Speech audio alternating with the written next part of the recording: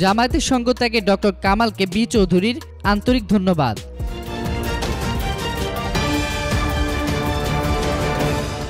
জাতীয় ঐক্যফ্রন্টের শীর্ষ নেতা ডক্টর কামাল হোসেনকে অভিনন্দন জানিয়ে যুক্তফ্রন্ট চেয়ারম্যান বি চৌধুরী বলেছেন, তিনি জামাতিদের সঙ্গে রাজনীতি করবেন না। আমাদের রাজনীতির সঙ্গে বিলম্বে হলেও ঐক্যমত পোষণ করে তাকে আন্তরিক ধন্যবাদ জানাচ্ছি। গতকাল বিকেলে রাজধানীর এক অনুষ্ঠানে তিনি এসব কথা বলেন। বিএনপির উদ্দেশ্যে সাবেক রাষ্ট্রপতি বলেন, প্রধানমন্ত্রীর একটি বক্তব্য প্রতিধ্বনি করে আমিও বলবো, বিএনপির উচিত সংসদে বিরোধী দল হিসেবে তাদের সঠিক ভূমিকা রাখা।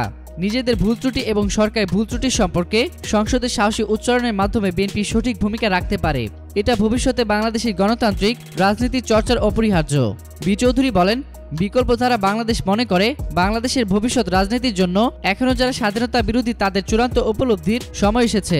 এ সময় মহাজোটের সঙ্গে আলোচনা করে যুক্তফ্রন্ট ও বিকল্পধারা সব নেতাকর্মীকে উপজেলা ও ইউনিয়ন পরিষদ নির্বাচনে অংশগ্রহণের জন্য সংগঠিত হওয়ার আহ্বান জানান বদরুদ্দোজা চৌধুরী। এতক্ষণ ফ্রিকি নিউজের সঙ্গে থাকার জন্য আপনাদের সবাইকে ধন্যবাদ।